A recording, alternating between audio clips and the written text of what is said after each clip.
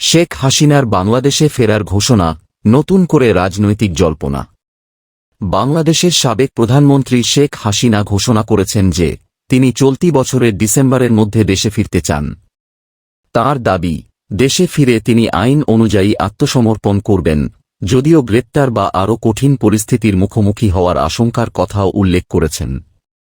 বর্তমানে শেখ হাসিনা ভারতের অবস্থান করছেন। বাংলাদেশে তাঁর বিরুদ্ধে একাধিক মামলা রয়েছে এবং আদালতের রায় ও রাজনৈতিক পরিস্থিতির কারণে তাঁর প্রত্যাবর্তন নিয়ে দেশটির রাজনৈতিক অঙ্গনে নতুন করে আলোচনা শুরু হয়েছে। বিশ্লেষকদের মতে, শেখ হাসিনার সম্ভাব্য প্রত্যাবর্তন বাংলাদেশের রাজনীতিতে নতুন সমীকরণ তৈরি করতে পারে। তবে তাঁর দেশে ফেরা, আইনি প্রক্রিয়া এবং পরবর্তী রাজনৈতিক পরিস্থিতি কিভাবে এগোবে তা এখনও অনিশ্চিত। আপনার মতে শেখ হাসিনার দেশে ফেরা বাংলাদেশের রাজনীতিতে কী প্রভাব ফেলতে পারে? মন্তব্যে জানান।